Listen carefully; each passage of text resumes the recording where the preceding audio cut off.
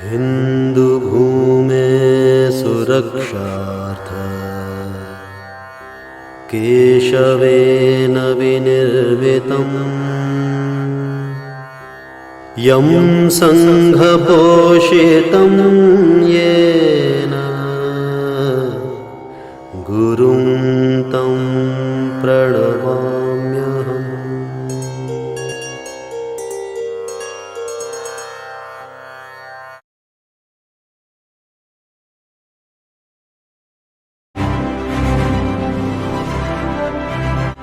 जिस व्यक्ति के कण कण में मातृभूमि के प्रति अनन्यतम निष्ठा और श्रद्धा का भाव, जिस व्यक्ति ने महानायक की तरह अपने जीवन को जिया, सच पूछो तो भारत की आजादी का महानायक सुभाष चंद्र बोस है। सुभाष चंद्र बोस ने अंग्रेजों की गुलामी की सेवा को ठोकर मारी। पद के लिए मैं नहीं लड़ रहा हूं, प्रतिष्ठा यश कीर्ति के लिए मैं नहीं लड़ रहा हूं, मैं देश के लिए, देश की स्वतंत्रता के लिए, स्वराज्य के लिए, अंग्रेजों को भारत से खदेड़ने के लिए लड़ रहा। उस टपकते हुए खून से मां काली के भाल पर रक्त तिलक कर दिया। सुभाष कहते हैं, काली मां की पूजा तो रक्त से ही होती है मां। काली का खप्पर रक्त पान करता है। बचपन में जो व्यक्ति अपना रक्त बहाना जानता है, वही बड़ा होकर के देश को रक्त की ललकार देता है, तुम मुझे खून दो, मैं तुम्हें आजादी दूंगा। गुलामी की बेड़ियों में जकड़ी मातृभूमि स्वातंत्र यज्ञ में मस्तकों की बलि मांग रही है। अपने रक्त से मस्तक का तिलक करो। व्यक्तिगत अपनी इच्छा पूर्ति के लिए महात्मा जी जैसे व्यक्ति ने भी एक राजनीतिक बलि ले ली। याद रखना मित्रों, जो लोग योग्य होते हैं, क्षमतावान होते हैं, सर्वगुण संपन्न होते हैं, नेतृत्व करने में सक्षम होते हैं, जो देश को, समाज को, दुनिया को बहुत कुछ दे सकते हैं, कमजोर और निर्बल लोग उनसे डरते हैं, भयभीत होते हैं और षड्यंत्र करके ऐसे उनकी राजनीतिक हत्या कर देते हैं। हे वीरों, मुझे तुम्हारा साहस चाहिए, मुझे तुम्हारा विश्वास चाहिए, मुझे तुम्हारा मस्तक चाहिए, तुम्हारा रक्त चाहिए, वो सब कुछ चाहिए जो तुम देश के लिए अर्पित कर सकते हो। मैं आह्वान करता हूं, तुम मुझे खून दो और उसके बदले में मैं तुम्हें आजादी दूंगा। जय हिंद। भारतीय स्वतंत्रता के 75वें वर्ष पर प्रारंभ हुए अमृत महोत्सव पर समुत्कर्ष समिति द्वारा आयोजित व्याख्यान श्रृंखला यह गाथा है बलिदानों की में हमें आज माननीय ओम प्रकाश जी भाई साहब का मार्गदर्शन प्राप्त होने वाला है। आदरणीय ओम जी भाई साहब हम सभी के सुपरिचित हैं। पूर्व में समुत्कर्ष समिति द्वारा आहूत विभिन्न व्याख्यान मालाओं में और अन्य अवसरों पर हम सभी को आपका संस्कृति परक जीवन मूल्य संवर्धक पाथेय प्राप्त होता रहा है। मैं आज के इस पुनीत अवसर पर मान्यवर भाई साहब से निवेदन करूंगा कि हमें प्रबोधन प्रदान करें। मान्यवर ओम जी भाई साहब।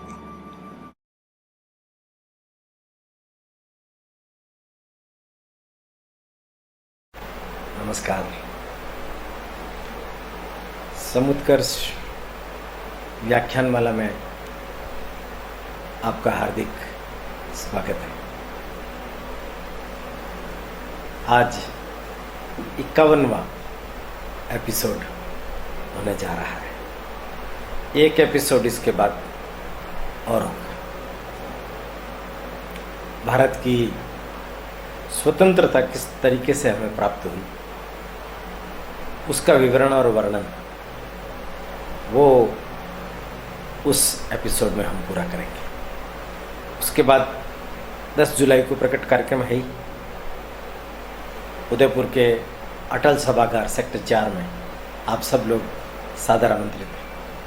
चैरिटी व्याख्यान माला है, अपना टिकट अभी से ही बुक करा लें। आज अपने देश के एक ऐसे महापुरुष के संदर्भ में मैं आपके सामने विषय प्रस्तुत करने जा रहा हूँ, जिनके नाम को सुनकर के अंग्रेज सरकार थर्राती थी, भयभीत होती थी। भारतवर्ष में उस कालखंड में सबसे खतरनाक व्यक्ति वो माना जाता था। इसलिए बार बार उनके सार्वजनिक जीवन में आने के पश्चात पुलिस के बीच में और उनके बीच में आंख मिचोली खेल शुरू हो गया। बार बार गिरफ्तार होना पड़ता था, बार बार जेल में रखना पड़ता था, जन दबाव के आगे उन्हें बार बार छोड़ना पड़ता था। उनके जीवन पर स्वामी विवेकानंद का सर्वाधिक प्रभाव रहा है। वो एक आध्यात्मिक राजनेता थे, वो एक आध्यात्मिक राजनेता। उनका नाम हम सब जानते हैं, नेताजी सुभाष चंद्र बोस। तुम मुझे खून दो, मैं तुम्हें आज़ादी दूंगा। जिसने भारत माता को आजाद कराने के लिए सैन्य बल का सहारा लिया, सेना का निर्माण करके अंग्रेजों को खदेड़ने में उनकी बड़ी महती भूमिका रही है। और अगर मैं यूं कहूं कि भारत की आजादी में उनके योगदान को नकारा नहीं जा सकता। बहुत बड़े श्रेय के भागीदार वो व्यक्ति है। मैं उनके जीवन को छोटे छोटे 3 हिस्सों में बांटता हूं। बहुत ज्यादा जीवित नहीं रहे, केवल 49 वर्ष, केवल 50 वर्ष में उन्होंने अपने जीवन को पूरा कर लिया। पहला हिस्सा मैंने अभी बोला, वे आध्यात्मिक राजनेता थे। आध्यात्मिक, जैसे महर्षि अरविंद, वो भी आध्यात्मिक राजनेता थे। जैसे भगिनी निवेदिता, वो भी आध्यात्मिक नेत्री थी। उसने भी देश की आजादी के लिए बहुत बड़ा प्रयत्न किया। बड़ा अच्छा कोटेशन भगिनी निवेदिता के द्वारा कहा गया, मुझे स्मरण हो रहा है। वो कहती है, ये जो भारत का पुरुष समाज है, वो स्त्री प्रधान समाज की मानसिकता रखता है। क्योंकि भारत को मां के रूप में पूजा जाता है। जिस देश की संकल्पना ही माता के रूप में हो, वो देश नारी प्रधान देश होगा, पुरुष प्रधान देश नहीं होगा। देखिए आप, देवीय गुण संपदा का ये प्रतिबिंब है, ऐसा उसका कहना है। स्वामी विवेकानंद योगी थे, महायोगी थे, आध्यात्मिक व्यक्ति थे। इसलिए पहला मेरा चरण है योगी सुभाष। दूसरा महानायक सुभाष।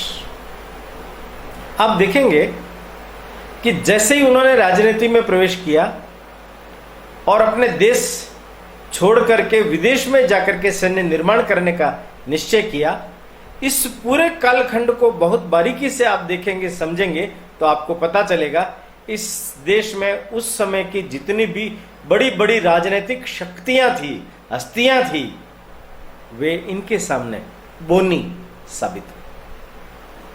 इन्होंने अपने चरित्र से, अपने व्यवहार से, अपनी बुद्धि से यह सिद्ध किया कि वे हर हालत में महानायक। और जीवन का उनका अंतिम चरण, जब उन्हें भारत माता की आजादी के लिए देश छोड़ करके जाना पड़ा, विदेश में जाकर के सैन्य निर्माण करना पड़ा, और उस सेना के बलबूते पर अंग्रेजों को चुनौती दी, टक्कर दी, और एक विमान दुर्घटना में उनका स्वर्गवास हो गया, ऐसा लोग कहते हैं। अंतिम उनकी कड़ी जय हिंद। जय हिंद और नेताजी, ये दो ऐसे पर्यायवाची शब्द हैं जो हर बच्चे की जुबान पर है। जय हिंद किसका नारा था? तुम मुझे खून दो, मैं तुम्हें आजादी दूंगा, किसका नारा था? नेताजी कौन थे? भारत का आम बच्चा यह बता देगा। ये सुभाष चंद्र बोस के बारे में आप बात कर रहे हैं। आइए शुरू करते हैं। सुभाष चंद्र बोस के पिताजी का नाम जानकीनाथ बोस, दादाजी का नाम हरनाथ बोस। उनके 4 लड़के थे। ये जानकीनाथ बोस सबसे छोटे थे। प्रभावती देवी से उनका विवाह हुआ। उनकी मां प्रभावती। वकालत के सिलसिले में ये मूलतः कोलकाता में इनके निवास हो गए थे। 24 परगना के क्षेत्र में उनका मूल गांव है। वहां से निकल करके नौकरी धंधे के लिए, कामकाज के लिए कटक आ गए। इनके पिताजी बड़े ही योग्य व्यक्ति थे। वकालत करते थे, शिक्षक थे, म्युनिसिपल काउंसिल का चुनाव लड़कर के नगर पालिका के अध्यक्ष बने। राय बहादुर की पदवी भी उनको प्राप्त हुई थी। माने एक बहुत बड़े प्रतिष्ठित संपन्न परिवार के अंदर सुभाष चंद्र बोस का जन्म हुआ। 8 भाई और 6 बहनें, 14 लोगों का बड़ा परिवार। उनमें से सुभाष चंद्र बोस 6वीं संतान। सुभाष चंद्र बोस पैदा हुए। योग से कोई द्वार पर मांगने के लिए भिक्षुक आ गया। 9वां महीना था। इनकी मां प्रभावती वो कहने लगी कि रुको, मैं व्यवस्था करती हूँ, इस द्वार से कभी कोई भूखा नहीं लौटा है। जानकीनाथ बोस ने कहा तुम्हारी तबीयत ठीक नहीं है। उसके बावजूद भी वो उठी, भोजन लाई, उसको भिक्षुक को अंदर बिठा करके भोजन कराया। भिक्षुक ने आशीर्वाद दिया और उसको गर्भवती देख करके कहा कि माँ, मैं देख रहा हूँ तुम्हारी कोख के अंदर जो बालक पल रहा है वो बड़ा पुरुषार्थी होगा, उसका नाम संपूर्ण दुनिया में फैलेगा, वो आपके कुल के गौरव को बढ़ाने वाला होगा। दोनों पति पत्नी हर्षित हुए। उनके आशीष से पुलकित होकर के 23 जनवरी 1897 दिन में 12:15 पर सुभाष चंद्र बोस का जन्म कटक में हुआ। इनकी एक प्रिय दाई थी शारदा। वो सब बच्चों का भी लालन पालन करती थी, पर खासतौर पर सुभाष चंद्र बोस के प्रति उनके मन में बहुत बड़ा भाव था। वो उनको राजा कहते थे, शारदा के राजा। शारदा के राजा दुनिया भर के सब हृदयों के अंदर बसने वाले नेताजी बन गए। बचपन में धीरे धीरे उनका विकास हुआ। उन दिनों उनके वहां ईसाई स्कूल ही चलते थे। इनका भी दाखिला 1902 में ईसाई स्कूल में करा दिया। ये 2 से 9 तक ईसाई स्कूल में पढ़े। उस ईसाई स्कूल के बारे में बाद में, बड़े हो जाने के बाद में, वो बोलते हैं कि वहां बहुत भेदभाव बरता जाता था। भारत के लोगों को भेदभाव की दृष्टि से, हीन दृष्टि से, ऊंच नीच की दृष्टि से देखा जाता था। ये जो ईसाई स्कूल है वो अंग्रेजों की रणनीति के अनुसार चलते थे। वो विषैली कुत्सित भावनाएं बाल मन के ऊपर डाला करते थे।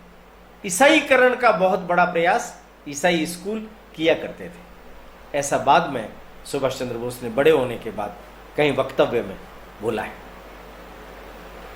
उस स्कूल के अंदर एक मैडम सारा, उन्होंने इनको अंग्रेजी सिखाने में बहुत सहायता की और इसके कारण से सुभाष चंद्र बोस की अंग्रेजी अंग्रेजों से भी ज्यादा महत्व की रही है।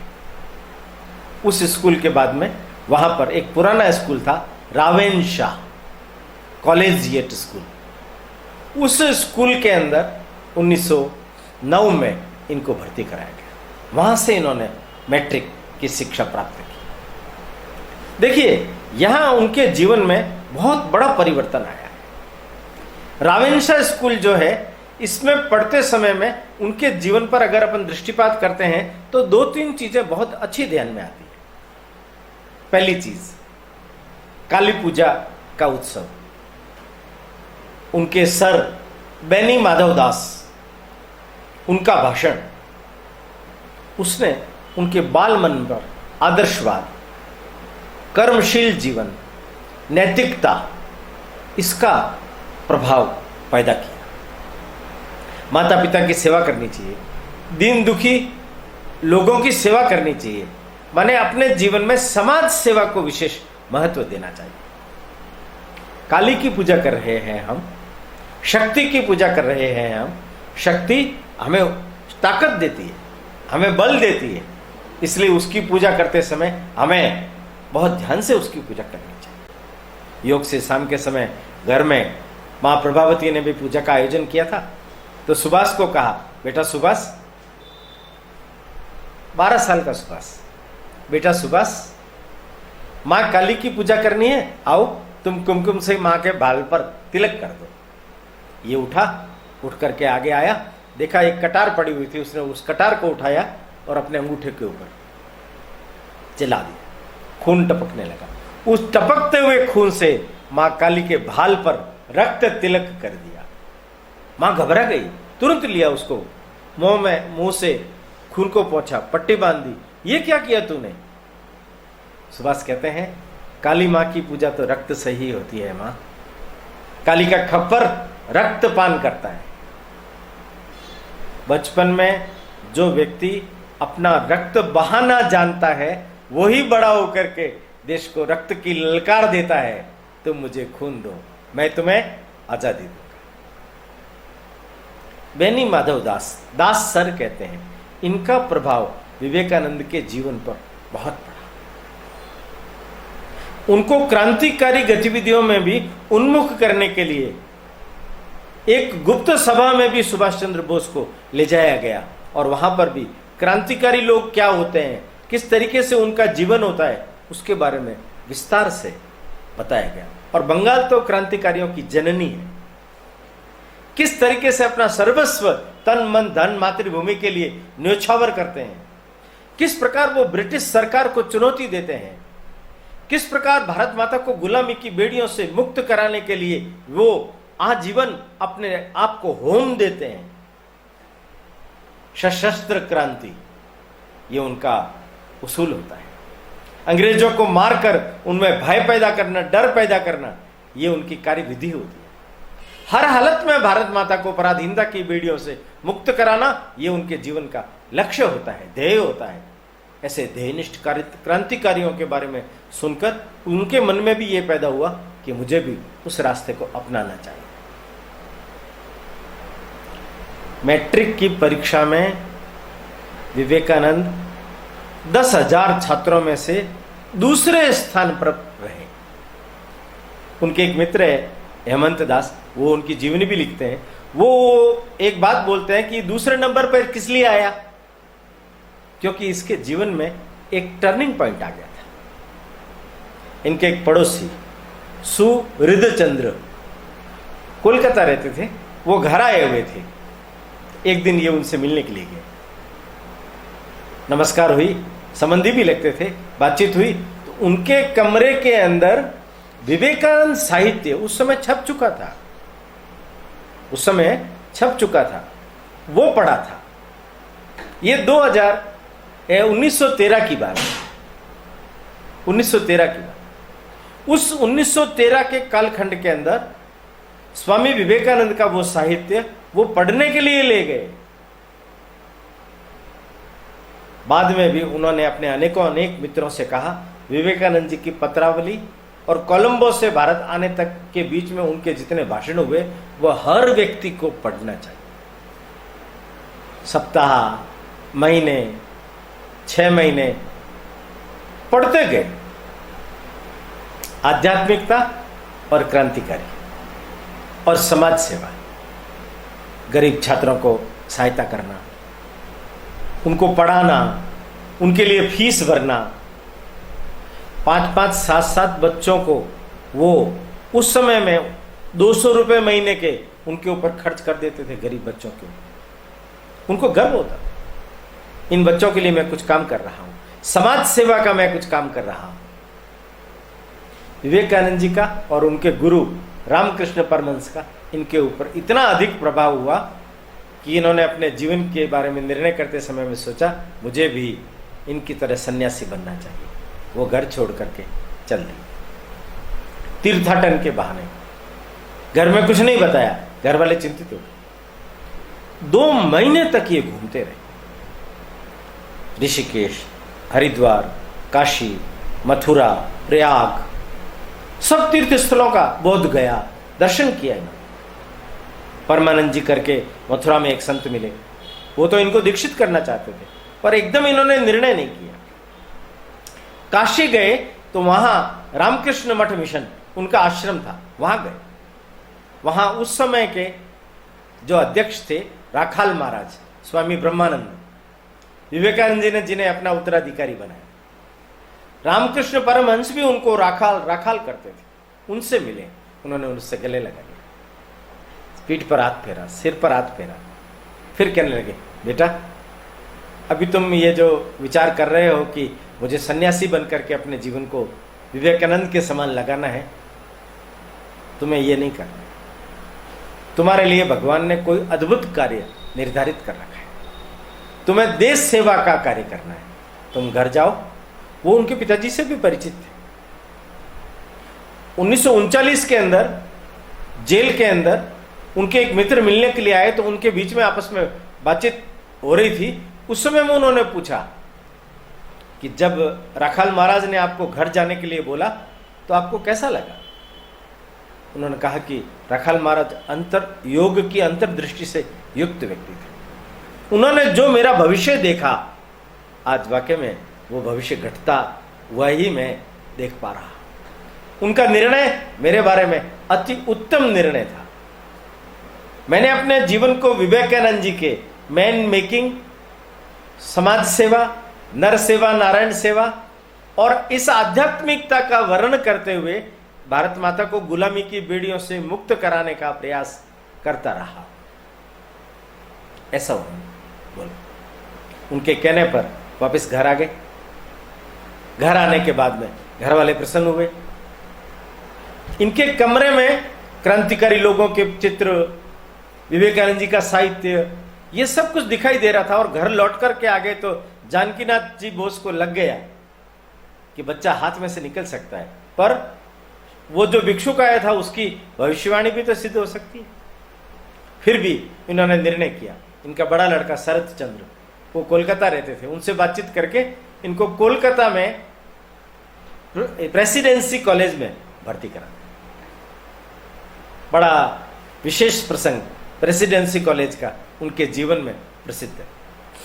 वो जो पढ़ते थे तो वहां एक ओटेन, मिस्टर ओटेन करके अंग्रेज प्राध्यापक थे। वो प्राध्यापक भारतीय लोगों से बहुत घृणा करते थे। वो you bloody Indian, you dog, तरह तरह की गालियों से अपमानित करते रहते थे। एक दिन किसी एक छात्र का हाथ पकड़ करके मरोड़ने लगे वो, तो सुभाष चंद्र बोस पास में गए, उनका हाथ पकड़ लिया। सर आप ऐसा नहीं कर सकते, छोड़ दीजिए हाथ। और गुस्से में जब बोले, ओटेन ने हाथ छोड़ दिया। और बाद में कहा ओटेन को माफी मांगनी पड़ेगी। किस तरीके से ऐसे गलत शब्दों का इस्तेमाल करके हम भारतीयों का अपमान करते हैं? वो मानने के लिए तैयार नहीं हुआ। जेम्स करके प्रिंसिपल था, वो भी उनके पक्ष में था। अंततोगत्वा इनको हड़ताल का रास्ता अपनाना पड़ा। सारे बच्चे हड़ताल पर उतर गए, डर गए। वो कॉलेज की अप्रतिष्ठा होगी, ओटेन को माफी मांगनी पड़ी। हड़ताल तोड़ी, पर ओटेन अपनी आदतों से बाज नहीं आए। तो इन्होंने सुभाष चंद्र बोस ने सोचा कि अब कुछ कारनामा करना चाहिए। तो एक दिन शाम के समय कॉलेज के छुट्टी होने पर ओटेन साहब उधर से आते हुए दिखाई दिए, तो इन्होंने अपने बाहू चढ़ा दी। तो उसने फिर गालियां निकाली और ये पिल पड़े उसके ऊपर, मुक्कों से, थप्पड़ से। ओटेन साहब की ऐसी धुलाई की, ओटाई की कि पूछो मत। वो घबरा गए। पर इस घटना का बहुत बड़ा प्रभाव, प्रशासन ने प्रतिष्ठा का प्रश्न बना लिया। सुभाष चंद्र बोस को निष्कासित कर कॉलेज, और उन पर 3 साल का प्रतिबंध लगा दिया। 3 साल तक कोई भी कॉलेज उन्हें एडमिशन नहीं देगा। बाद में सर आशुतोष मुखर्जी जो इसके चेयरमैन थे, उनके आग्रह पर वो प्रतिबंध हटाया गया। तब जानकीनाथ बोस को कुछ आसरा लगा। ये जो बीच का 2 साल का समय था, ये कटक लौट गए। वहाँ हैजे की बीमारी फैल गई थी। ये गांव गांव में जाने लगे, बस्तियों में जाने लगे, लोगों को साफ सफाई करना, दवाई देना, समाज सेवा का काम इन 2 सालों में बहुत किया। पास के एक गांव के अंदर एक हैदर नामक गुंडा था, उसकी बहुत दादागिरी चलती थी, पर उसके भी घर में जाकर के समाज सेवा का, सफाई का, चिकित्सा का, दवाई का उपयोग किया। वो गुंडा भी इनके चरणों में आकर के गिरा, उसका भी हृदय परिवर्तन हो गया। समाज सेवा के 2 साल उनके जीवन में ये बहुत महत्व के रहे। पर बाद में जानकीनाथ बोस के प्रयास से प्रेसिडेंसी कॉलेज में नहीं, उन्हीं की जैसे स्कॉटिश चर्च, जहां बाद में विवेकानंद जी भी पढ़े, पहले उसमें और उसमें, स्कॉटिश चर्च में ये भर्ती हुए। वर्ड्सवर्थ वहाँ उसके प्रिंसिपल थे, इनका एडमिशन हुआ, वहाँ से उन्होंने बीए किया। बीए में पूरे विश्वविद्यालय में इनका दूसरा स्थान रहा। लोग बाग इनके बारे में, इनके मित्र कहते हैं, सारा दिन विवेकानंद साहित्य में डूबे रहने वाला व्यक्ति विश्वविद्यालय में, स्कूल में दूसरा स्थान इसलिए प्राप्त कर लेता है कि छुटपुट पढ़ाई करता है। ये कोई दूसरे विद्यार्थियों की तरफ किताबों का कीड़ा बन करके उसमें डूब करके पढ़ाई नहीं करता है। सामान्य पढ़ाई से ही ये इतने अच्छे अंक प्राप्त कर लेता। एमए साइकोलॉजी में करने की इनकी इच्छा थी, पर इनके पिताजी ने इनके सामने एक चुनौती रख दी, तुम्हें उस समय का आईसीएस, जो आजकल आईएएस है, वो एग्जाम क्लियर करना, बड़ी नौकरी करनी है। इन्होंने मना कर दिया। भाई को, पिता को बहुत समझाया, मैं अंग्रेजों की गुलामी नहीं कर सकता। तो पिताजी ने थोड़ा भावनात्मक एक्सप्लॉयटेशन किया, तुम डरते हो, कायर हो, तुम सोचते हो मैं फेल हो जाऊंगा। पिताजी की बात को चुनौती मानकर उन्होंने कहा ठीक है, मेरी व्यवस्था कीजिए, मैं करता हूँ। पहले से व्यवस्था कर रखी थी उन्होंने। इंग्लैंड चले गए सितंबर, तो जुलाई 20 में एग्जाम हुए। 8 महीने की तैयारी में वहां इन्होंने आईसीएस एग्जाम न केवल उत्तीर्ण किया बल्कि 4था स्थान प्राप्त किया। और जैसा कि मैंने कहा, अंग्रेजी में उनकी निष्णातता इतनी अधिक थी कि सारे अंग्रेज जो बैठे हुए थे उनसे सबसे ज्यादा अंग्रेजी में सर्वाधिक अंक प्राप्त करने वाला विद्यार्थी साबित हुआ। अब यहां उन्होंने अपने पिताजी से, अपने बड़े भाई शरद चंद्र से पत्र व्यवहार किया और कहा, मैं अंग्रेजों का जो भारत के अंदर हमें गुलाम बनाए हुए रख रहे हैं उनका हस्तक नहीं बन सकता, उनकी व्यवस्था का अंग नहीं बन सकता, उनकी नीतियों को लागू करने वाला प्रशासक नहीं बन सकता। मुझे ये पद प्रिय नहीं है, मुझे भारत माता की भक्ति ही प्रिय है, मैं ये नौकरी नहीं करूंगा।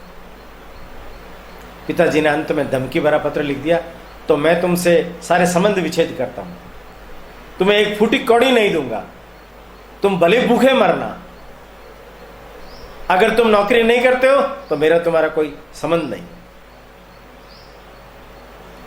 इन्होंने यह सब कुछ सुनने के बाद में भी अपने भाई को लिखा कि मैं त्याग पत्र दे रहा हूं।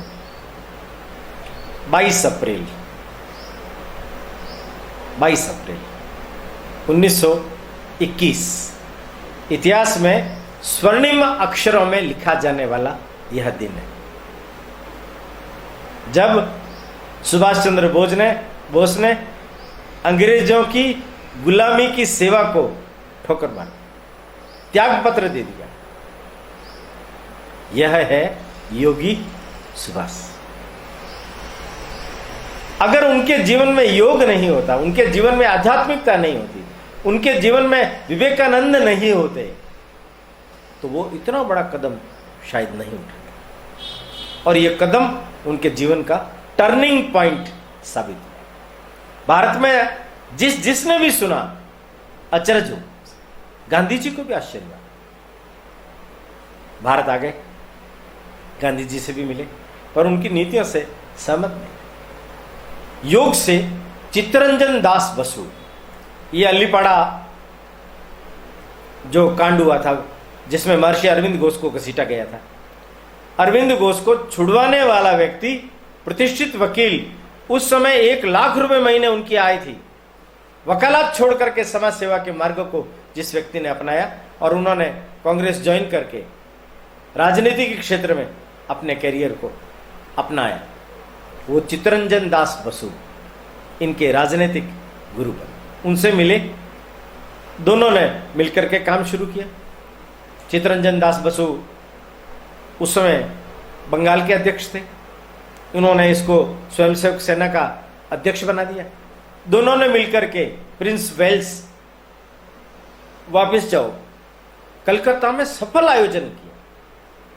लाठीचार्ज हुआ, इनको भी लगी, 1 घंटा पर बेहोश रहे, 6 महीने की कैद, पहली कारावास, पहला दंड। जब जज ने 6 महीने का कारावास बोला तो इनकी प्रतिक्रिया क्या थी? इतनी बड़ी देशभक्ति का इतना छोटा सा दंड, 6 महीने से पहले ही छूट गए। चित्तरंजन दास बसु चुनाव में खड़े हुए नगर निगम के, जीत गए। वो महापौर बने, सुहारावर्दी उप महापौर बने और मुख्य प्रशासनिक अधिकारी सुभाष चंद्र बोस को, क्योंकि सुभाष चंद्र बोस को उन्होंने नेशनल कॉलेज का प्रिंसिपल बना करके उनकी योग्यता का जांच परख लिया। अंग्रेज सुभाष चंद्र बोस के ऊपर कुदृष्टि डाले हुए बैठे थे। उन्होंने इन 3-4 वर्षों में कोलकाता के अंदर इनकी सारी गतिविधियों को बहुत अच्छी तरह से देख लिया था। गोपीनाथ शाह जिसने टैगार्ड को गोली मारी थी, उसको फांसी हुई, उसके जब कपड़े बाहर लाए गए तो सबसे पहले कपड़ों को छू करके माथे पर लगाने वाले सुभाष बोस। झूठी रिपोर्ट बनाकर क्रांतिकारी गतिविधियों में इनका हाथ है, सुभाष चंद्र बोस को गिरफ्तार कर लिया गया। 6 महीने मुकदमा चला, केस हुआ, अलीपुर बहरामपुर जेल में रखा, फिर अलीपुर जेल में रखा और बाद में वर्मा मांडले जेल, जिसमें लोकमान्य तिलक को भी रखा गया था, लाला लाजपत राय को भी रखा गया, उस जेल में इनको रखा गया। स्वास्थ्य खराब हो गया। 2 साल 5 महीने 21 दिन की सजा काट करके स्वास्थ्य खराब होने के कारण से एक बार विदेश भेजने का षड्यंत्र भी रचा अंग्रेज सरकार ने, पर अंततः वो वापस घर आए।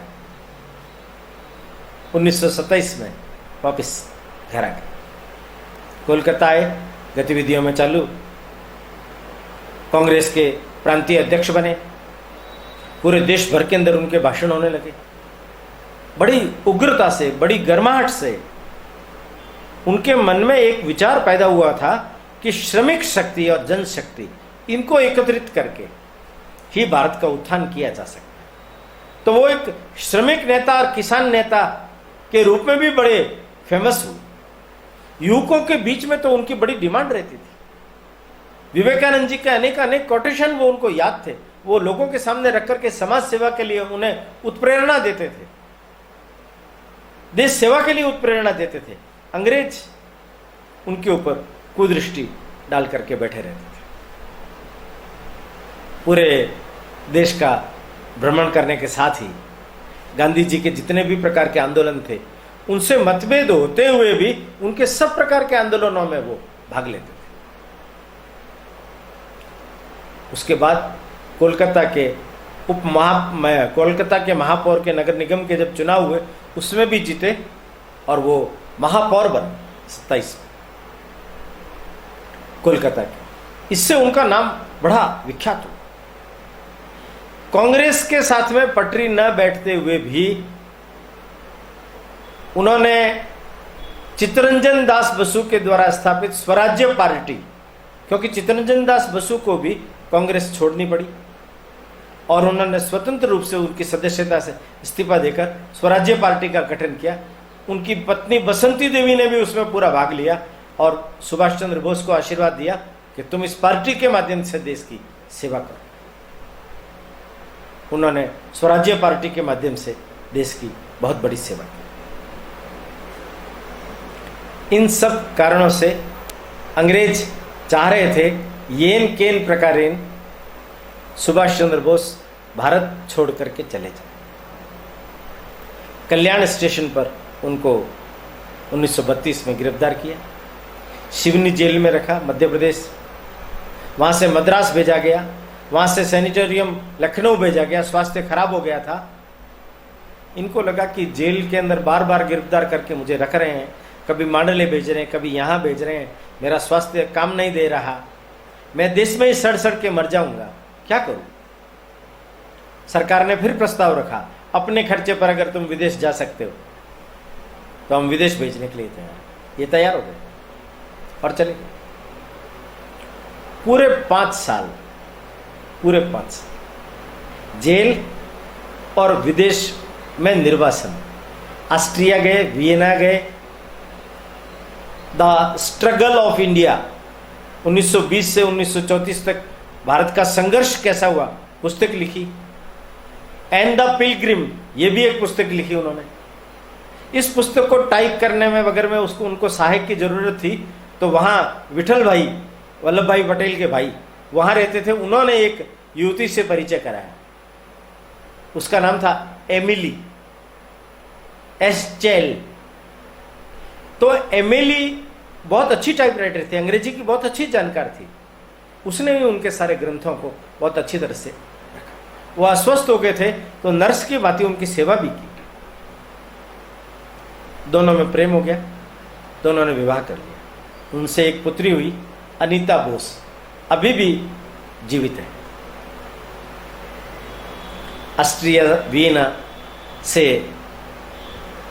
इटली, आसपास के अनेक देश, और वहां वो जाकर के आए।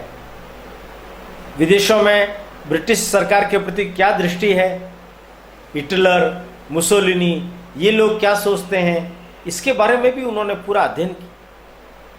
उससे उनको 2 निष्कर्ष मिले कि जन जागरण के बिना कुछ नहीं होगा, इसलिए जन आंदोलन करना पड़ेगा। और खास तौर पर श्रमिकों के बीच में अगर हम काम करेंगे तो हमें बहुत अच्छे कार्यकर्ता मिल पाएंगे।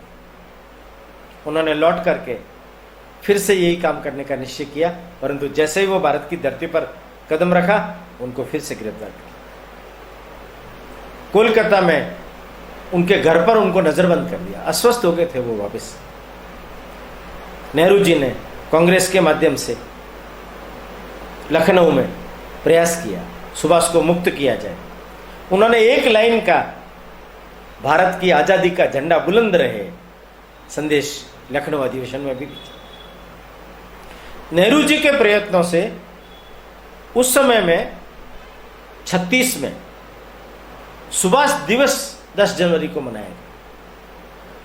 उसका प्रभाव पड़ा, अंग्रेजों को लगा बबेला मच जाएगा, और उन्होंने उनको छोड़ दिया। कोलकाता में 2 लाख लोगों की बड़ी सभा हुई। 600 से ज्यादा बड़े श्रमिक संगठनों ने उन्हें मालाएं पहना करके स्वागत किया।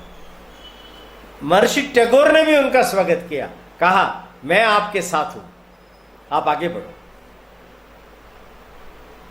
एक बार फिर से ऑस्ट्रिया गए, वियना गए, वहां से ब्रिटेन गए। वहीं उनको समाचार मिला कि कांग्रेस ने निर्णय किया है, हरिपुरा कांग्रेस 1938 में उनको कांग्रेस का अध्यक्षता करने के लिए मनोनयन।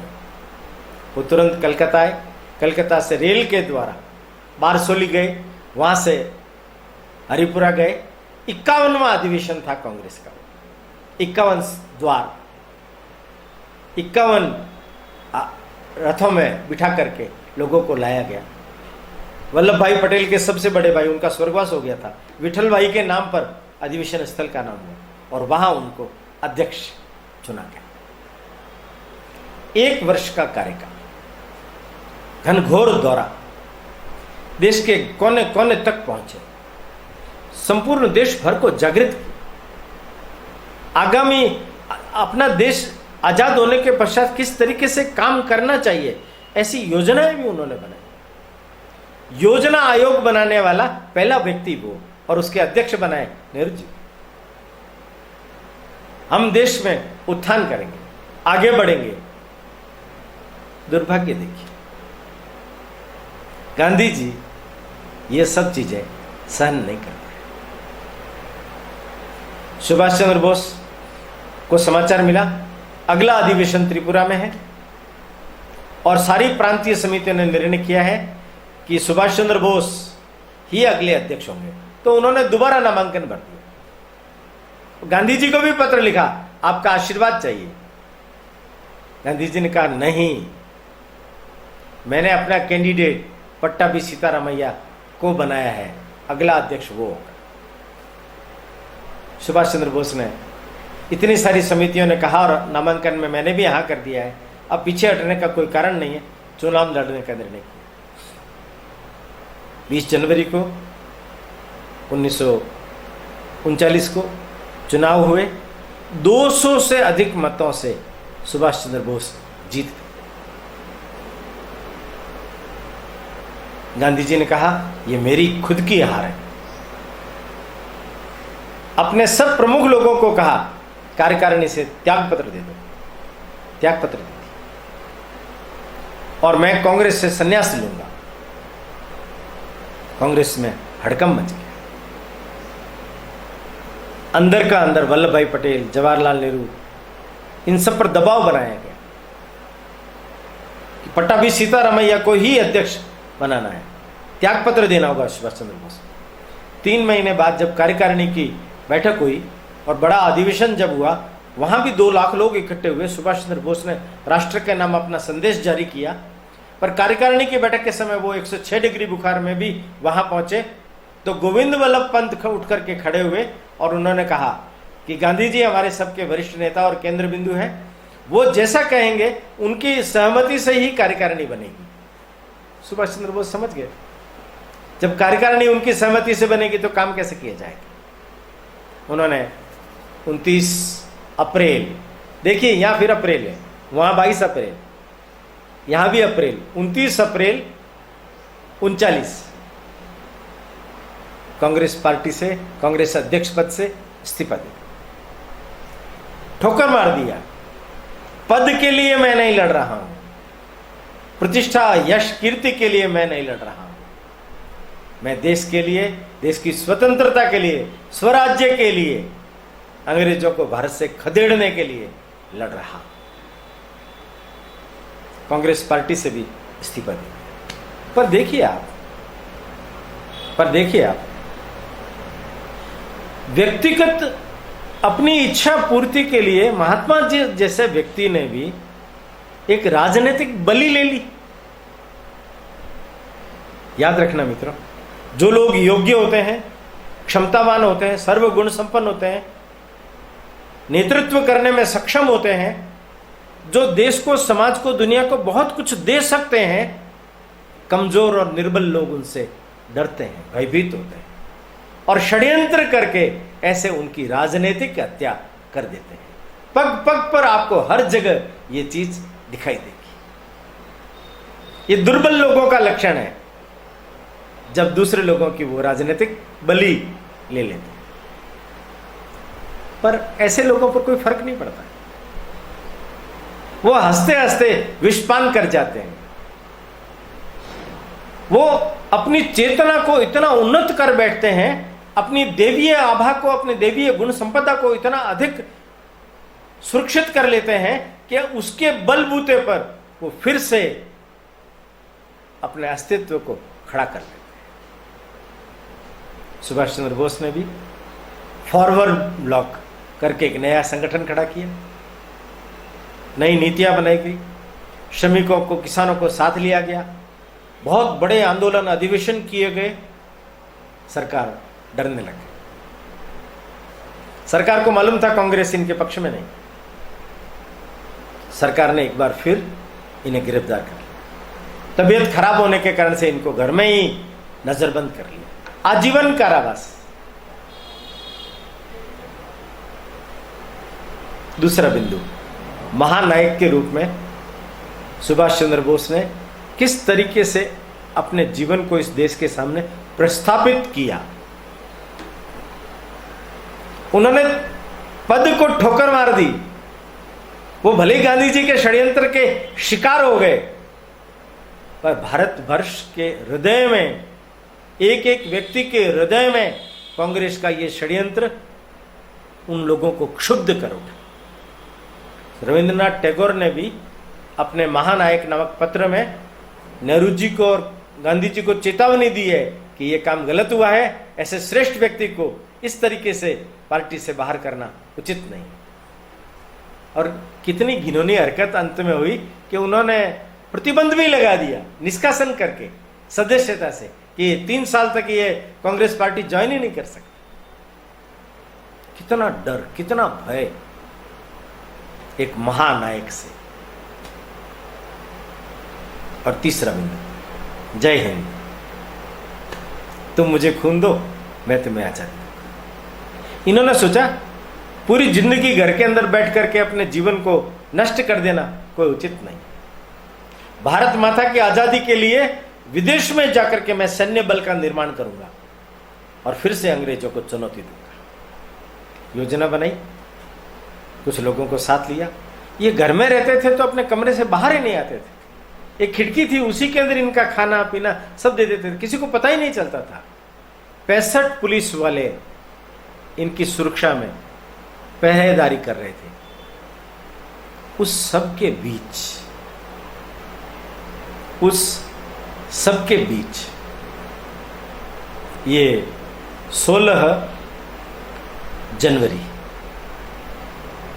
1941 को घर से चुपचाप पिछला दरवाजा खोल करके इधर उधर देख करके रात को 17 तारीख से रात हुई 18 में पहुंची, उस समय निकल गए। गली में से सीधे चले, थोड़ा दूर जाके नुक्कड़ में मुड़ गए और थोड़ा सा पैदल दूर जाने के बाद में एक कार खड़ी थी, उसमें बैठ गए। वो कार इनका भतीजा शिशिर वो चला रहा। वो इनको लेकर के धनबाद गया। वहाँ उनके एक छोटे भाई और रहते थे। एक दिन वहाँ रुके, शाम के समय वहाँ से ट्रेन पकड़ करके दिल्ली कालका पेशावर होते हुए चले गए। पेशावर रुके, वहाँ से अफगानिस्तान चले गए, वहाँ पर रुके और वहाँ से सारी योजना वगैरह बनाकर समाचार संदेश देकर के जर्मन चूंकि अंग्रेजों का विरोधी है तो वहाँ वो बर्लिन पहुँच गए। जर्मन सरकार ने उनको सहायता भी।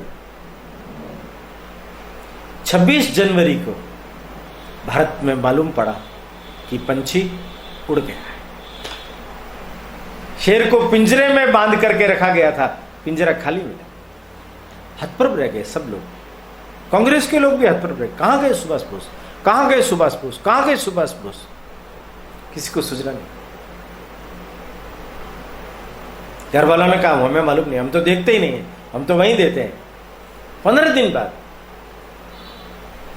बर्लिन की सरकार के सहयोग के कारण उन्होंने वहां पर आजाद हिंद संघ उसकी स्थापना की। अपना पृथक रेडियो, आजाद हिंद रेडियो वो बनाया। आजाद हिंद संघ की नवंबर 42 में जब प्रथम अधिवेशन हुआ, वहीं उन्होंने जय हिंद ये नारा दिया। आज से हमारा नारा जय हिंद हो। और वहां इनको सर्वप्रथम नेताजी इस नाम से पुकारा गया। तब से ये नेताजी सुभाष चंद्र बोस हो गए। बहुत थोड़े लोग थे। योजना बनाई, भारतीय सैनिक जो दूसरी सेनाओं के साथ में मिलकर के काम कर रहे हैं उनका हृदय परिवर्तन किया जाए, उन्हें अपने साथ जोड़ा जाए और उनसे एक फौज निर्मित की जाए। इसमें सफलता प्राप्त हुई। एक विशेष सुयोग बना।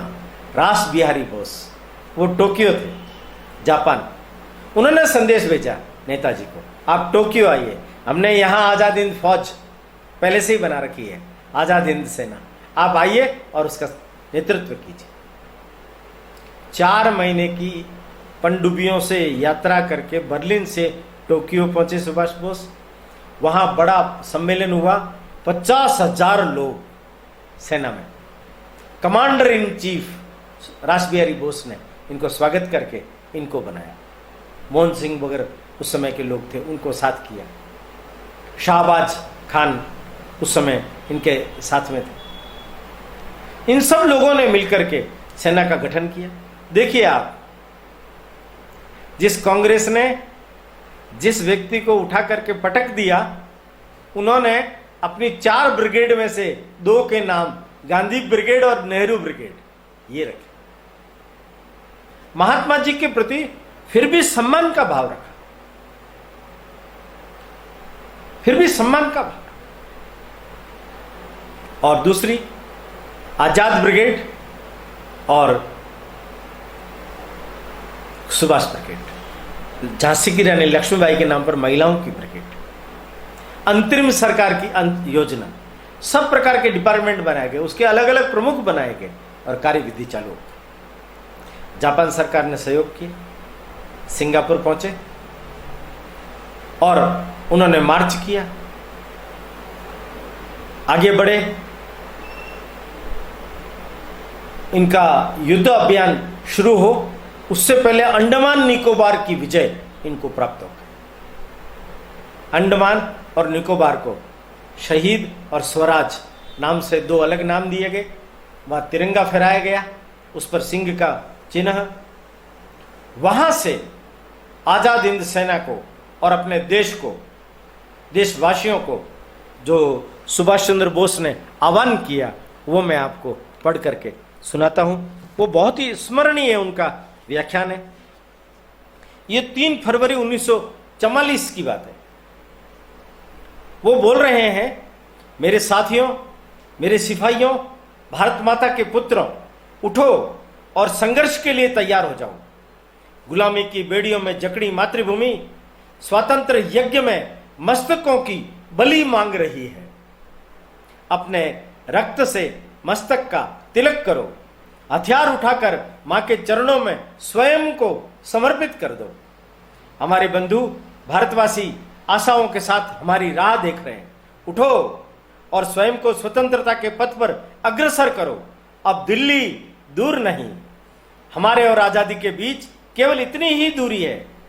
जिस शुभ दिन की हमें प्रतीक्षा थी वह दिन आ चुका है। हमारे अस्त्र दुश्मनों को रक्त में डुबोने के लिए आतुर है। हमारे हाथ अत्याचारियों को भारत से बाहर निकाल फेंकने के लिए व्यग्र है। अब विलंब किए बिना आगे बढ़ते रहो। इस पथ पर अपना रक्त बहाने में पीछे मत हटना। हे वीरों, मुझे तुम्हारा साहस चाहिए, मुझे तुम्हारा विश्वास चाहिए, मुझे तुम्हारा मस्तक चाहिए, तुम्हारा रक्त चाहिए, वो सब कुछ चाहिए जो तुम देश के लिए अर्पित कर सकते हो। मैं आह्वान करता हूं, तुम मुझे खून दो और उसके बदले में मैं तुम्हें आजादी दूंगा। याद रखना, मातृभूमि के लिए बहने वाले खून की कीमत केवल और केवल आजादी होगी। हमारे शरीर से निकली रक्त की एक एक बूंद साम्राज्यवादियों के विनाश की कहानी लिखेगी। आजाद हिंद के वीर सिपाहियों, प्रतिज्ञा करो, स्वतंत्र भारत का अभिषेक शत्रुओं के रक्त से होगा। देश के लिए शहीद होकर हम भारत के इतिहास को गौरवमय कर देंगे। जय हिंद। ये सुभाष चंद्र बोस का भाषण है। उन्होंने अपने आजाद हिंद फौज के सैनिकों को कहा। सैनिक उद्वेलित हो उठे, भारत की आजादी के लिए प्रयाण कर बैठे। 10 महीने तक का संघर्ष अंग्रेजों को खदेड़ करके फेंक दी। कोहिमा तक हमारा सैन्य दल पहुंच गया। वहां हमने विजय के झंडे गाड़े, पर दुर्योग बना। अमेरिका ने हिरोशिमा और नागासाकी पर बम विस्फोट कर। जापान की नीति बदल गई, उसने सहयोग करने से मना कर दिया। जापानी सैनिकों को साथ देने से इनकार कर दिया। ये अप्रशिक्षित जनसेना के लोग कुछ पकड़े गए, कुछ मारे गए। सुभाष चंद्र बोस को लगा इस अभियान को अभी यहां स्थगित करना पड़ेगा। वे पुनः सिंगापुर आए, सिंगापुर से लौट गए, सिंगापुर से बैंकॉक, बैंकॉक से सैगोन। अपने कुछ प्रमुख सहयोगी प्रीतम सिंह, हबीबुर रहमान, S.A. अय्यर, मिस्टर नगीस, ये सब लोग मिलकर के एक वायुयान से चल पड़े। एक स्थान पर इनको रुकना पड़ा। इनका जो अंतिम समय रहा है वो ऐसा कहते हैं कि विमान दुर्घटना जो हुई वो ताई होकू नामक स्थान पर हुई। ये हबीबुर रहमान के साथ में गए थे 17 अगस्त 1945 को, और वहां पर विमान क्रैश हुआ। हबीबुर रहमान का स्टेटमेंट है। हबीबुर रहमान कहते हैं कि अंत में उन्होंने बोला कि हे हबीब, मेरा अंत आसन्न है। मैंने अपनी सारी जिंदगी अपने देश की आज़ादी के लिए लड़ता रहा हूं और आज अपने देशवासियों के लिए मर रहा हूं। जाकर मेरे देशवासियों को कह देना वे भारत की आज़ादी के लिए अपनी लड़ाई जारी रखें। भारत आज़ाद जरूर होगा और शीघ्र होगा। ये उनके अंतिम शब्द थे। हबीबुर रहमान के अनुसार 17 अगस्त 1945 को विमान दुर्घटना में सुभाष चंद्र बोस का देहावसान। स्वामी विवेकानंद जी के प्रति बड़ी श्रद्धा होने के कारण सिंगापुर में रहते हुए वहां पर भी जो उनका रामकृष्ण मठ मिशन का भास्वरानंद जी जो रहते थे, वहां वो बराबर जाते थे। भास्वरानंद जी ने एक बड़ी अच्छी बात बताई कि सुभाष चंद्र बोस एक बटुआ रखते थे, उसमें बहुत छोटी सी गीता और तुलसी की माला अपने साथ रखते थे। आध्यात्मिक। अंतिम समय में भी उनकी मृत्यु जब आ गई थी तो रवाना होने से पहले 1 घंटा भर रामकृष्ण के मंदिर में बैठकर के ध्यान मुद्रा में उन्होंने अपना समय पूरा किया। न मालूम क्यों उनके साथियों से बिछुड़ते समय उनके मुंह से ये निकल पड़ा, हो सकता है ये शायद अपना अंतिम मिले। परंतु बहुत जांच आयोग बैठने के बाद ये निष्कर्ष निकलने के बाद भी कि विमान दुर्घटना में उनकी मृत्यु हुई, भारत में भी और दुनिया में भी कोई ये मानने के लिए तैयार नहीं है कि सुभाष चंद्र बोस का देहावसान हुआ। वो भारत में रहे हैं, काशी में भी रहे हैं, अनेक जगहों पर रहे हैं। वो उनकी पुत्री ने भी एक बार स्टेटमेंट दिया कि मेरे पिताजी जीवित हैं, पर भारत सरकार कहीं अंग्रेजों को उन्हें सुपुर्द न कर दे, फिर फांसी और सजा उसमें कहीं ये जीवन बीत न जाए, इसलिए उन्होंने इस चीज को नहीं बताया। जो भी हो, पर इस हिंद की धरती पर, इस हिंदुस्तान की धरती पर एक ऐसे महापुरुष पैदा हुए जिन्होंने इस देश की आजादी के लिए अपने रक्त का तर्पण करके भारत माता को सच्ची श्रद्धांजलि दी।